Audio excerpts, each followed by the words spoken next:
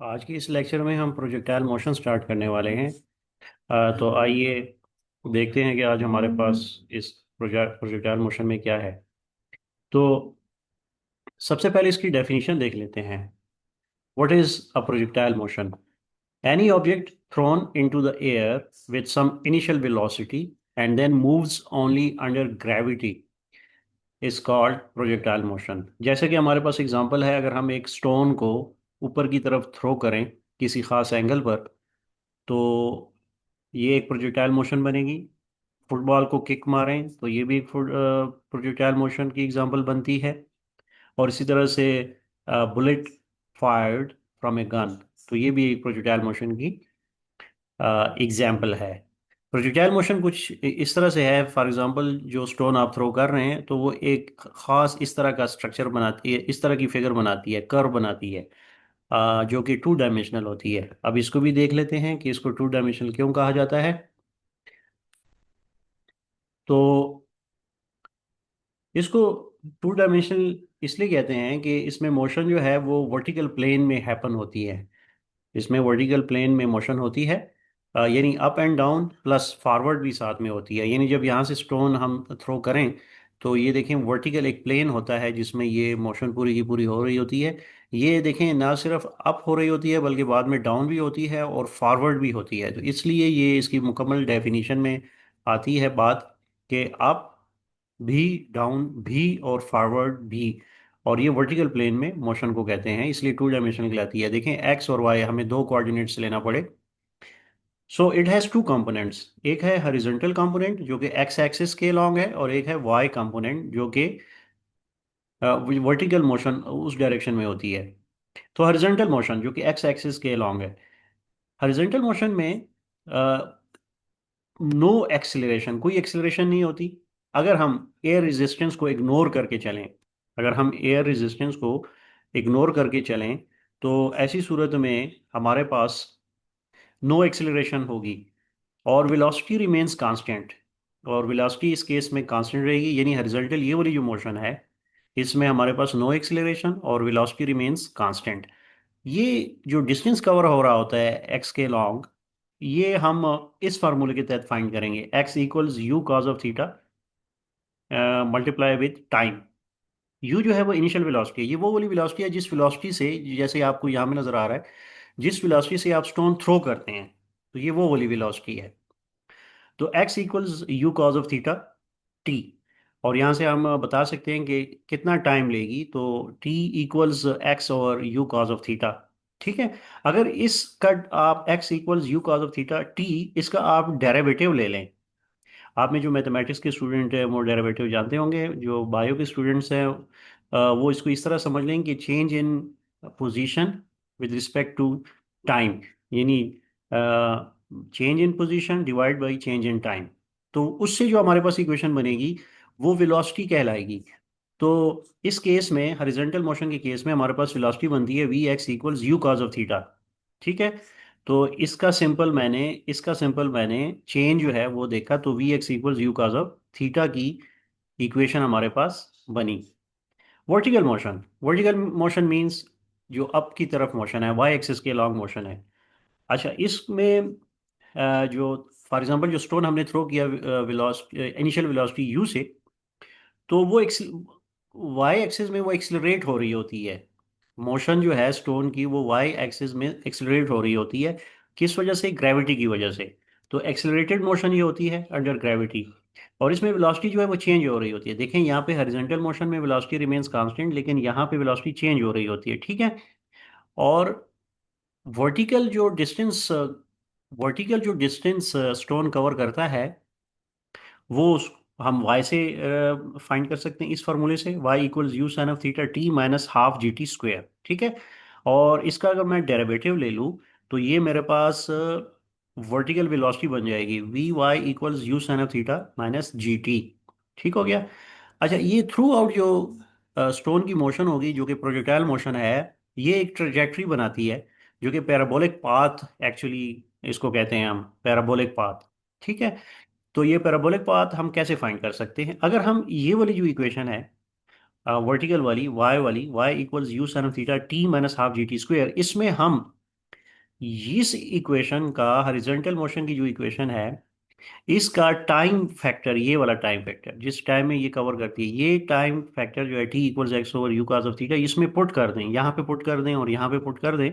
तो इस तरह से हम दोनों मोशंस की कंबाइंड पैराबोलिक पाथ बता सकते हैं, यानी y equals u sine of theta x over u cos of theta minus half g into x square और यू स्क्वायर का स्क्वायर थीटा। ठीक है। और इसको देखें तो ये कुछ इस तरह की फॉर्म बनती है जो कि पैराबोलिक होती है। y इक्वल्स ए एक्स, अगर इस टर्म को मैं, इसको एक कांस्टेंट लेकर बाकी टर्म्स को मैं ए कह दूं, ठीक, माइनस बी एक्स, तो ये ओवरऑल हमारे पास हाइपरबोलिक फॉर्म बनती है। ठीक है। अच्छा, तो ये ओवरऑल टू डायमेंशनल मोशन की मुकम्मल कंसेप्चुअल स्टडी है कि हॉरिजॉन्टल मोशन में क्या कुछ हो रहा होता है और वर्टिकल मोशन में क्या कुछ हो रहा होता है। तो आई होप कि आपको इन चीज़ों की समझ आ गई होगी। तो आप लोगों ने इसको अच्छी तरह से समझना है। आइए नेक्स्ट स्लाइड की तरफ चलते हैं। तो नेक्स्ट स्लाइड हमारे पास है आइडियल प्रोजेक्टाइल के हवाले से। आइडियल प्रोजेक्टाइल का केस जो है, इसमें हम इजम्पशन ये लेते हैं कि एयर रेजिस्टेंस को हम जीरो रखते हैं। ठीक है। तो ऐसी सूरत में रिजल्टेंट कंपोनेंट ऑफ वेलोसिटी जो है वो इस केस में कांस्टेंट रहता है, और वर्टिकल कंपोनेंट जो है वो uniformly accelerated due to gravity हम लेते हैं। पाथ इज परफेक्ट पैराबोलिक हम लेते हैं, क्योंकि एयर रेजिस्टेंस को हम जीरो रखते हैं तो इसमें पैराबोलिक पाथ हमारे पास परफेक्टली पैराबोलिक फॉर्म में आता है। तो ये आपने याद रखना है कि आइडियल प्रोजेक्टाइल का क्या मतलब है। ठीक हो गया। अच्छा, तो आइए चलते हैं नेक्स्ट स्लाइड की तरफ अब। तो नेक्स्ट स्लाइड है हमारे पास, कुछ की इक्वेशंस हैं प्रोजेक्टाइल मोशन में जिनको हमारे लिए जानना ज़रूरी है। जिनमें पहली इक्वेशन है टाइम ऑफ फ्लाइट, यानी अ, जब हमने, यानी मैं अगर इसको दोबारा से बनाऊं, जब हमने स्टोन थ्रो किया और उसने यूं करके टू डायमेंशनल मोशन उसने की, ये एक्सिस एक्सिस है, ये वाई एक्सिस है, यहाँ से इस स्टोन को हमने किसी इनिशियल वेलोसिटी यू से थ्रो किया। ठीक है।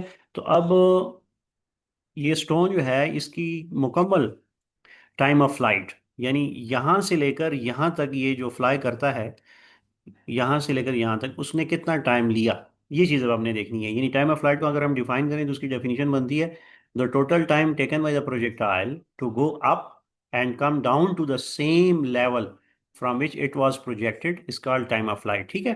देखें ये सेम लेवल है, यहाँ से जब हम उसको थ्रो करते हैं किसी वेलोसिटी v के साथ, तो यहाँ पे जब आके स्टोन आता है तो ये प्रोजेक्टाइल टू डायमेंशनल मोशन करके यहाँ तक पहुँचता है तो सेम लेवल पे आ जाता है। ठीक है। यानी अगर ज़मीन से आपने अर्थ से यहाँ से फेंका तो ये अब अर्थ पे ही वापस आया, ये वर्टिकल प्लेन में मोशन करके।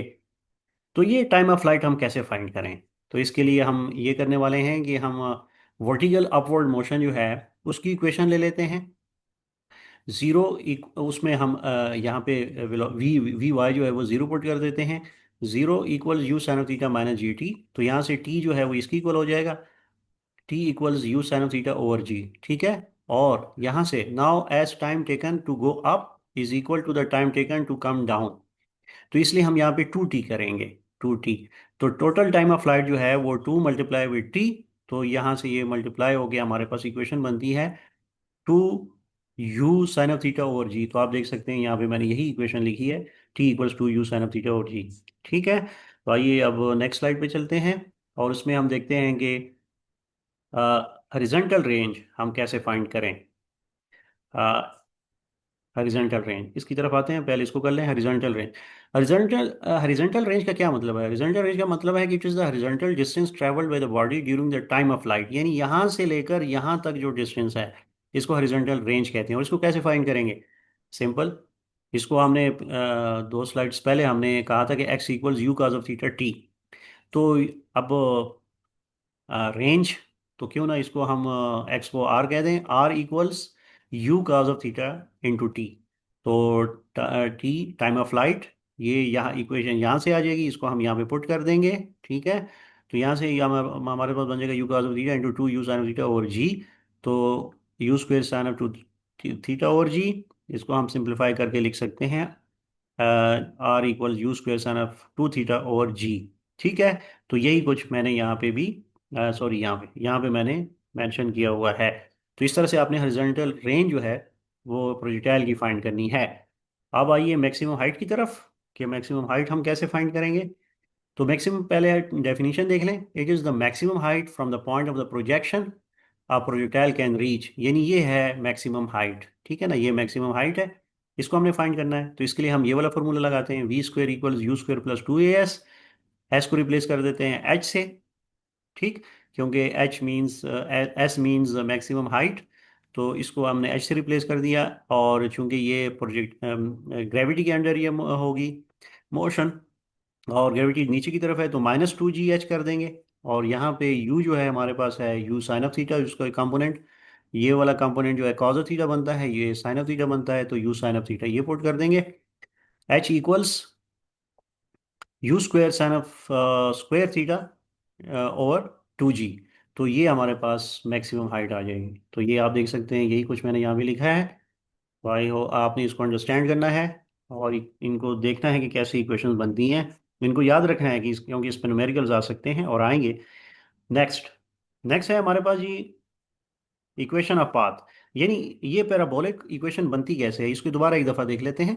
तो हमारे पास x equals u cos of theta T है, इस तरह से हम टाइम को फैक्टर बना लेते हैं और फिर इसको इस इक्वेशन में वाई वाली टर्म में पुट कर देते हैं, जिस तरह से हमारे पैराबोलिक फॉर्म बनती है, ठीक है। तो यही कुछ यहाँ पे है, तो इसको भी एक दफ़ा फिर आप देख लें और इसकी प्रैक्टिस बहुत ज़्यादा करें। प्रैक्टिस से ही आप अच्छा परफॉर्म करेंगे। तो इम्पॉर्टेंट पॉइंट्स जो हैं वो आपको याद रखने जो हैं वो ये हैं कि range is maximum theta equals 45 degree पे रेंज मैक्सिमम होती है, ये नंबर 1 पॉइंट। ये दूसरा पॉइंट बहुत ज़्यादा इंपॉर्टेंट है, for the same angle of projection angle theta and 90 degree minus theta give the same range, यानी इसका ये मतलब है कि अगर आप ये y है, ये x है, इसका ये, अच्छा इसको मैं दोबारा से ड्रॉ करता हूँ, थोड़ा सा बेहतर नहीं ड्रॉ कर पाया, यूं करके ये हो गया जी आपके पास x, और ये हो गया आपके पास y। इसका ये मतलब है इस पॉइंट का कि अगर आप फॉर एग्जांपल आप स्टोन थ्रो करते हैं 30 डिग्री पे, ठीक है, ये एंगल है आपके पास 30 डिग्री, ठीक हो गया। 30 डिग्री पे आप थ्रो करते हैं तो ये इस रेंज पे जाके स्टोन गिरेगा। अब अगर आप 90 - 30 कर लें तो 60 आ जाएगा। अब अगर आप 60 पे थ्रो करें तो फिर भी इसी रेंज पे जाके गिरेगा। तो इसका ये मतलब है, तो 90 - थीटा, तो ये आपने याद रखना है, इस पे एमसीक्यूज आ सकता है। तो ये पॉइंट बड़ा इंपॉर्टेंट हो गया। Motion can be split into two independent parts, ये आपने याद रखना। हॉरिजॉन्टल है जिसपे यूनिफॉर्म मोशन होती है, और वर्टिकल है जिसमें एक्सिलरेटेड मोशन होती है। तो ये आपने ये पॉइंट्स याद रखने हैं, बहुत ज़्यादा इंपॉर्टेंट है। चलें आइए चंद एक एमसीक्यूज कर लें। अ प्रोजेक्टाइल्स हॉरिजॉन्टल वेलोसिटी रिमेन्स, जैसे कि अभी मैंने यहाँ पे बताया, तो इसका आंसर हो गया constant. The path of the projectile is parabolic. Yes. Range of the projectile is maximum at angle of 45 degree. Yes, good. और इसके बाद का देख लेते हैं एमसीक्यू। ओके, यही बस इतनी ही एमसीक्यू थे फिलहाल। तो आइए ये वेलोसिटी को एक दफ़ा फिर देख लेते हैं ताकि हमारी रिवीजन हो जाए। तो हॉरिजॉन्टल कंपोनेंट ऑफ वेलोसिटी, यहाँ पे बाज़ बुक्स में एचपी लिखा होगा, बाज़ बुक्स में वी एक्स भी लिखा होगा। तो the velocity along the horizontal axis remains constant. बड़ा इंपॉर्टेंट पॉइंट है। रीजन क्या है? क्योंकि no force acts in the horizontal direction if air resistance is ignored, क्योंकि कोई फोर्स जो है वो हॉरिजॉन्टल एक्सिस डायरेक्शन में नहीं लगती, तो इसलिए ये रिमेन्स कांस्टेंट। तो देयरफॉर हम हॉरिजॉन्टल एक्सीलरेशन जो है हमारे पास इस केस में जीरो रहता है। तो ये हमारे पास फार्मूला है जो हम यूज़ करेंगे, v x equals u cos of theta. ये अभी आपको पहली पहली स्लाइड में मैंने बताया था कि कैसे हम इसको बनाते हैं। यानी हमने कहा था कि x equals u cos of theta, ठीक है, cause of theta into t. तो यहाँ से हमने अगर इसका डेरिवेटिव ले लें तो हमारे पास ये वेलोसिटी की इक्वेशन बनती है अलॉन्ग एक्स एक्सिस, ठीक है। तो इसी तरह वर्टिकल कंपोनेंट के बारे में याद रखें कि vertical velocity along the vertical axis changes with time, number एक। नंबर टू, रीज़न क्या है? अच्छा, इसकी रीज़न क्या है कि वेलोसिटी चेंजेस विद टाइम? इसलिए कि ग्रेविटी एक्ट्स करती है वर्टिकली डाउनवर्ड, ठीक।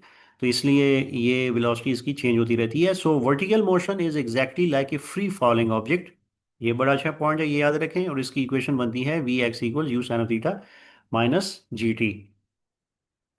तो ये बहुत इंपॉर्टेंट है। और उसके बाद आइए थोड़ा सा इसको टेबुलर फॉर्म में देख लें।